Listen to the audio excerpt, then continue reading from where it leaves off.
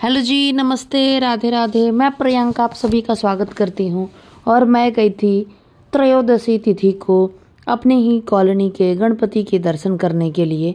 और वहाँ पर सारे लोग पहुँचे हुए थे, भक्ति का माहौल था, कुछ सांस्कृतिक कार्यक्रम का भी आयोजन हुआ था। बहुतों ने बढ़ चढ़कर हिस्सा लिया था, गीत संगीत भजन सबका कार्यक्रम था। और ये आप देखिए, ब्रह्मा विष्णु और महेश तीनों प्रभु जो सृष्टि के रचयिता हैं, पालनहार हैं और जो संहारक हैं, तीनों भोले देवताओं की प्रतिमा है। इसका थीम बनाकर वहाँ पर डेकोरेशन किया गया था और मैंने उनका वीडियो बनाया। बहुत ही खूबसूरत प्रतिमा थी। सभी लोगों ने उनकी पूजा अर्चना की।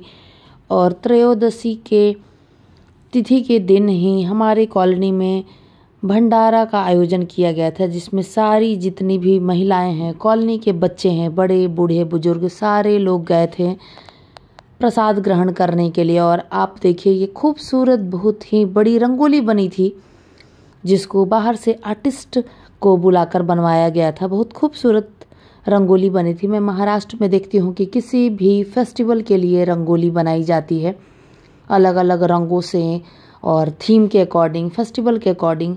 तो बहुत ही खूबसूरत ये रंगोली बनी थी। और ये है उस दिन महाप्रसाद या भंडारे वाले दिन का भोजन, जिसमें था चावल, दाल, सब्जी और पापड़। और हम सब ने बहुत स्वाद से, चाव से उसको ग्रहण किया। ये अनंत चतुर्दशी की तिथि का ब्लॉग है और ये इवनिंग विसर्जन के लिए जब प्रभु जाते हैं उस समय का ब्लॉग है।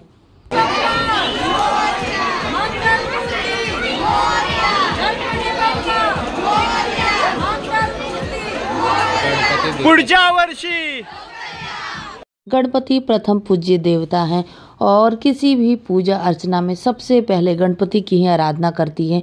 ये आप देखिए, प्रभु के स्वरूप की पूजा की जाती है। यहाँ मूर्ति पंडालों में या बड़े बड़े पंडालों में आप देखेंगे कि एक दर्शन करने के लिए मूर्ति बनाई जाती है और एक जो छोटी मूर्ति होती है वो पूजा करने के लिए बनाई जाती है। और यहाँ सारे लोग गणपति की आराधना कर रहे हैं। गणपति के कान में अपनी मन की बात, अपनी चिंता, फिक्र, इच्छा, आशा, उम्मीद सबको प्रभु के आगे रख रहे हैं। और धीरे धीरे बारी बारी करके लोग उनके साथ पिक्स ले रहे हैं, उसको यादों में संजो रहे हैं।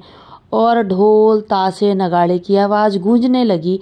धीरे धीरे इवनिंग आरती के बाद लोग आने लगे और गणपति विसर्जन की तैयारी होने लगी। गणपति विसर्जन के लिए हिंदू धर्म में एक बहुत ही प्रसिद्ध कहानी है जो आप सब ने भी जरूर सुनी होगी। महाभारत के रचयिता महर्षि वेदव्यास हैं और उन्हें एक बुद्धिमान व्यक्ति की ज़रूरत थी जो कि महाभारत को बिना रुके, बिना ब्रेक लिए हुए लिख सके। इसके लिए उन्होंने गणपति जी से आराधना की और उनसे प्रार्थना की कि आप मेरे द्वारा कहे गए सारे श्लोकों को समझते हुए लिपिबद्ध करेंगे। तो गणपति भगवान ने बिना रुके 10 दिनों तक महाभारत, जो इतना विशाल पुस्तक है, इतना विशाल काव्य है, हिंदू धर्म में इसका इतना महत्व है, उसको गणपति भगवान ने लिपिबद्ध किया। 10 दिनों तक लिखने के बाद गणपति भगवान के शरीर का तापमान इतना ज़्यादा बढ़ गया था कि उन्होंने पास के ही सरोवर में स्नान किया। और वो जो दिन था वो अनंत चतुर्दशी का ही दिन था। इसीलिए कहा जाता है कि अनंत चतुर्दशी के दिन ही गणपति भगवान का विसर्जन होता है। इसलिए सारे भक्त गणपति की आराधना 10 दिन तक करते हुए, गणपति का जयकारा लगाते हुए विसर्जन करते हैं। विनायक नमो नमः, गणपति बप्पा मोरया। ओम गणपते नमो नमः, श्री सिद्धि विनायक नमो नमः, अष्ट विनायक नमो नमः, अष्ट विनायक नमो नमः, मंगलमूर्ति मोरया। ओम गणपते नमो नमः, श्री सिद्धि विनायक नमो नमः, अष्ट विनायक नमो नमः, गणपति बप्पा मोरया। बोला गणपति बप्पा मोरया, मंगलमूर्ती। पुढच्या वर्षी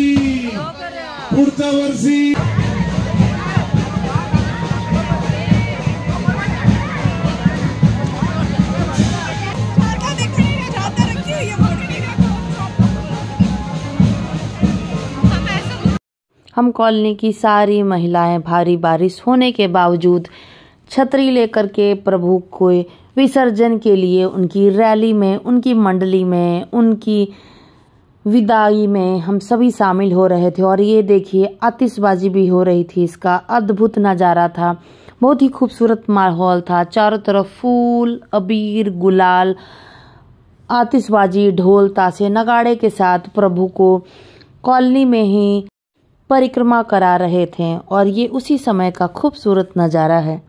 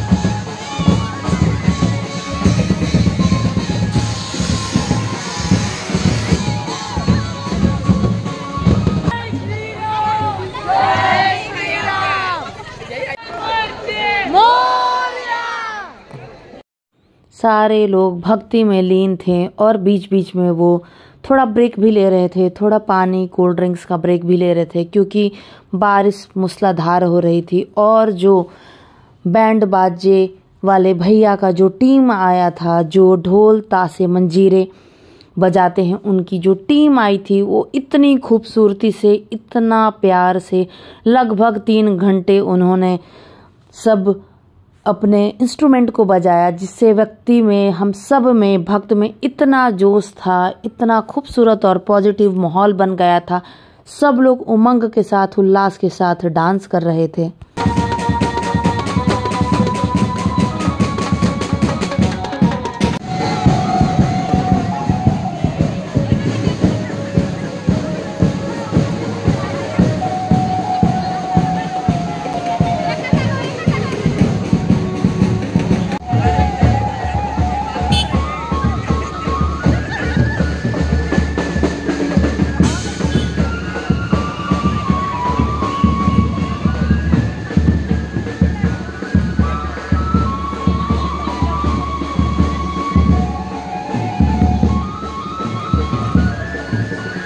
एक दूसरी कथा के अनुसार कहते हैं कि गणपति जब महाभारत लिख रहे थे, उस दौरान उनकी जो कलम है जिससे वो लिख रहे थे, वो टूट गया था और उन्होंने बिना ब्रेक लिए हुए अपने दांत को ही तोड़कर उसी दांत से लिखना शुरू कर दिया। इसलिए एक दंत उन्हें कहा जाता है। एक प्रसिद्ध कहानी, कथा के तौर पर यह भी बात चलती है, जो पुराणों में, कथाओं में हमें सुनने को मिलता है।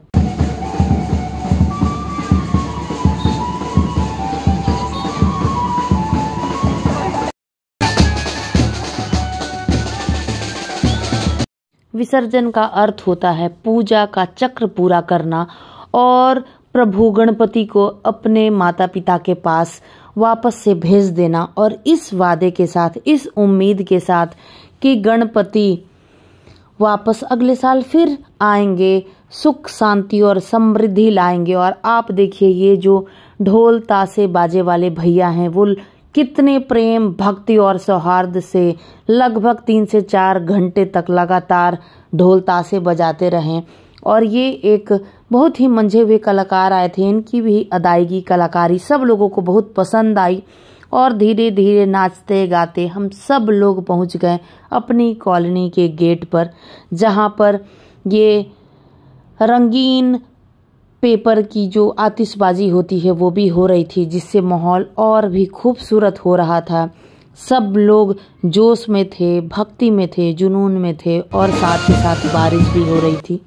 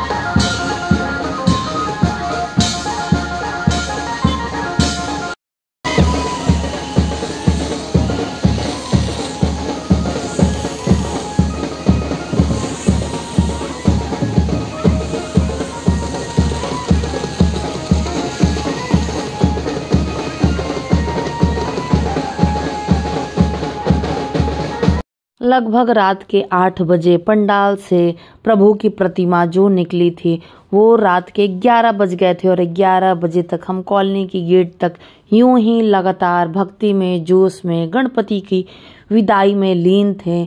और गणपति से इस बात के लिए प्रार्थना कर रहे थे कि सारे पूजन प्रक्रिया में अगर हम सभी से किसी भी प्रकार की त्रुटि हो गई हो तो हे नाथ आप हमें क्षमा करेंगे। और ये कॉलोनी के गेट के पास वो ट्रक है जिसको हम लोग सब कोई विदा दे रहे थे। वो इतना खूबसूरत और भावुक समय था।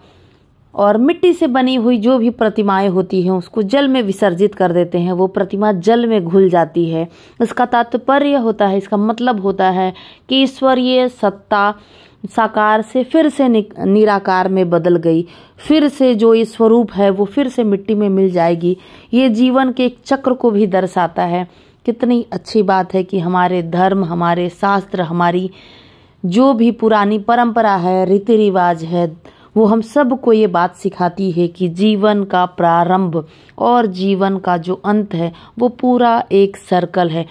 और प्रभु यही संदेश देते हैं, हम यही बात सीखते हैं। इस बात को सीखते हुए हम बप्पा की विदाई दे रहे थे। इसलिए आप सभी लोग प्रेम पूर्वक रहिए और जीवन में जो भी परेशानी आए उस सारी परेशानियों को भूलते हुए हर एक पल को, हर एक बाधा को, विघ्न को, चिंता को प्रभु के हवाले कर दीजिए। और ये मैं इन भैया सबके साथ भी थोड़ा ड्रम बजाने का प्रैक्टिस कर रही थी, अच्छा लग रहा था। फिर ये भी हम सब से विदाई लेते हुए चले गए अपने अपने घर के तरफ। आप सभी को मेरा ये ब्लॉग कैसा लगा प्लीज़ मुझे बताइए। और एक बार फिर से बोलिए गणपति बाप्पा मोरया, मंगल मूर्ति मोरया। हे प्रभु आप सच में लौटकर जल्दी आइए, जल्दी से वापस आइए। ये साल सुखपूर्वक, शांतिपूर्वक बीते और किसी भी प्रकार की कोई त्रुटि हो गई है उसे क्षमा करेंगे। मैं कुछ पिक्स का कलेक्शन लगा दे रही हूँ, उसको आप देखिए, एंजॉय करिए। Bye bye, take care, Radhe Radhe.